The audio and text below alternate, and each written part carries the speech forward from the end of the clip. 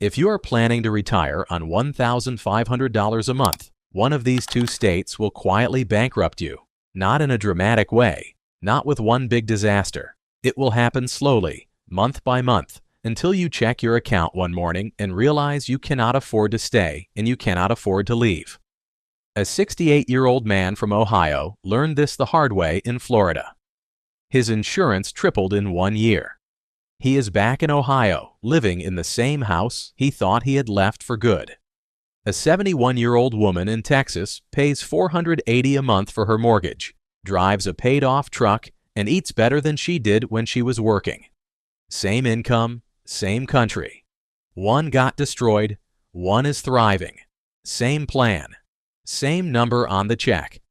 The only difference is which state they chose, and most people are choosing wrong. The average Social Security check is around $1,900. Millions get less. If you are watching this, you either live on that number or you're about to.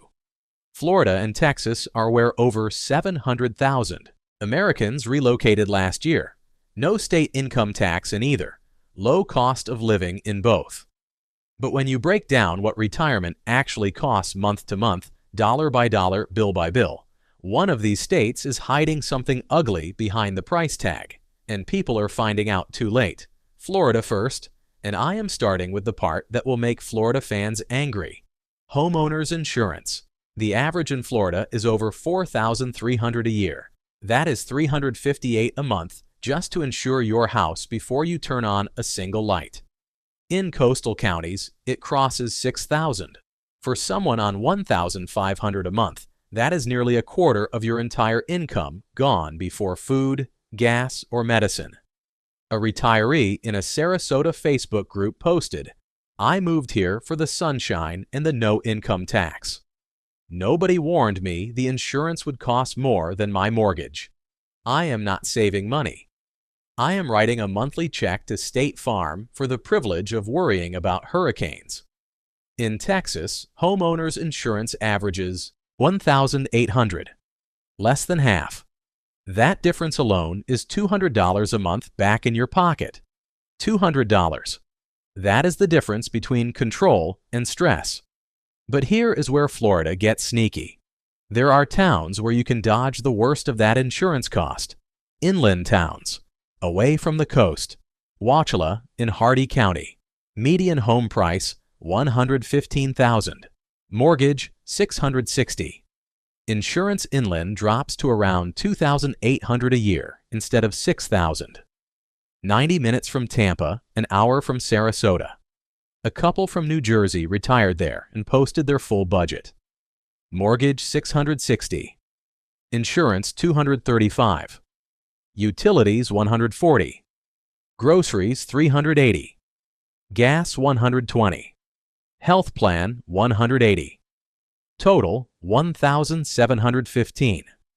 They said, "We go over by $200 a month." But we went over by $1,200 in New Jersey. That is not retirement. That is controlled survival. Florida can work on $1,500, but only if you know exactly where to go. Most people do not.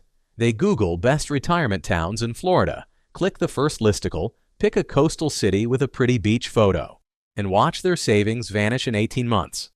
The towns that actually work for retirees on a budget are the ones that never show up on those lists. Now Texas.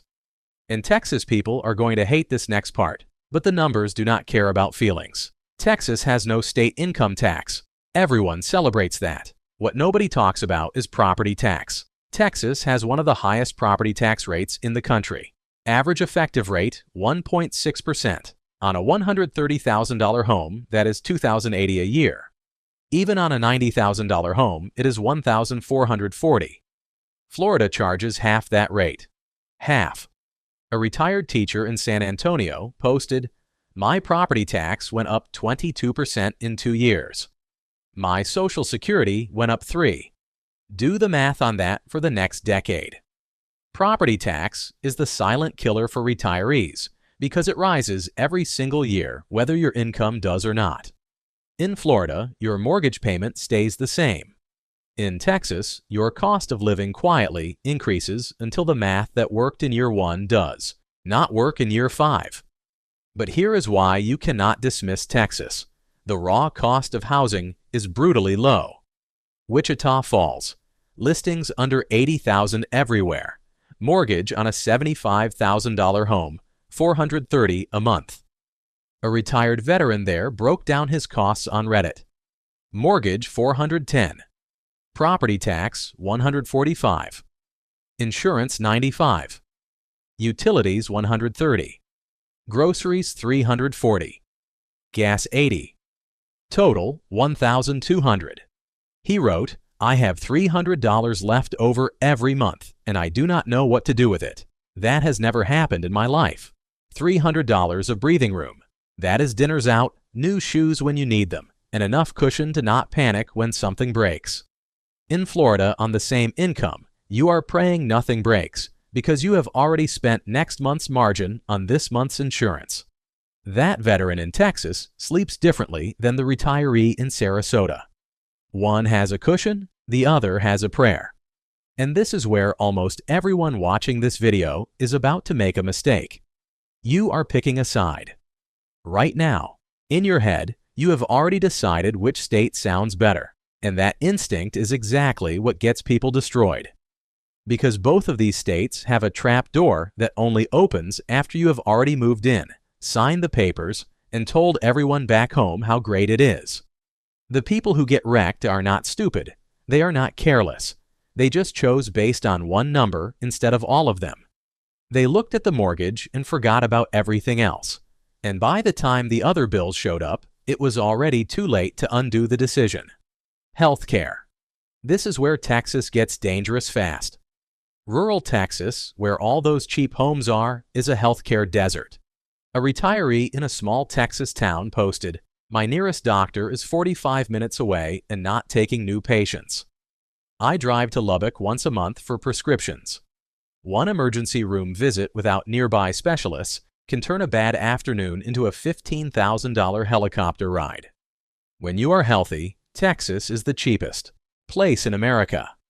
You are not planning for if you get sick. You are planning for when and how expensive it will be. And in rural Texas, the answer is very.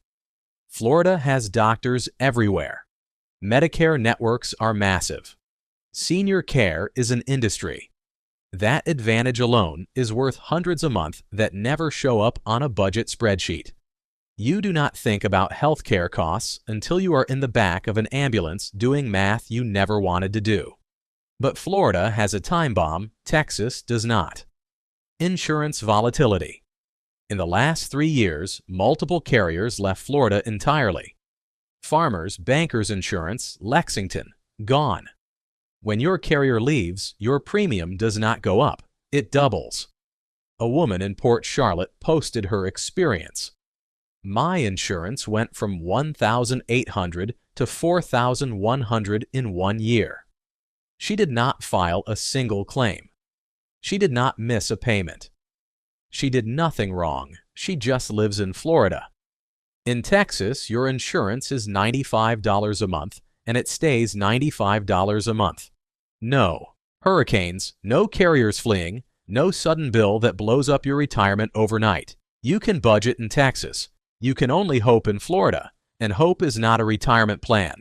If you are still watching, you are not browsing. You are calculating, and you deserve the truth, not a comfortable answer. Most people only understand this after they lose money. If you want to understand it before, subscribe. This is what we do every week, so here is where it lands. Florida works on $1,500 a month if you go inland. Pick towns like Wauchula or Palatka, and accept that one bad insurance year could end everything.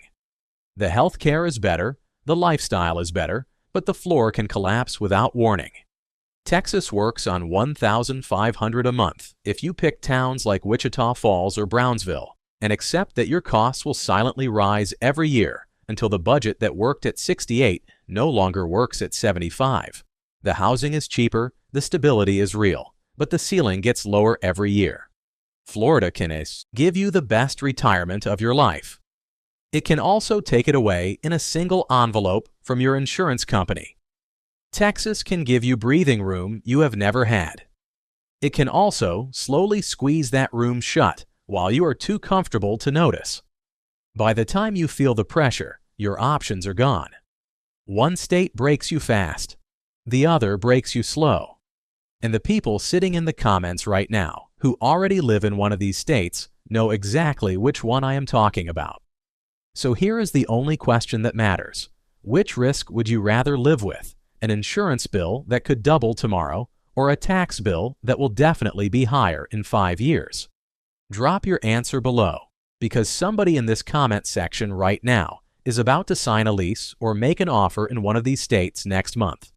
Your experience, good or bad, could save them from the mistake you made or confirm the best decision of their life. That is worth more than any video. See you in the next one.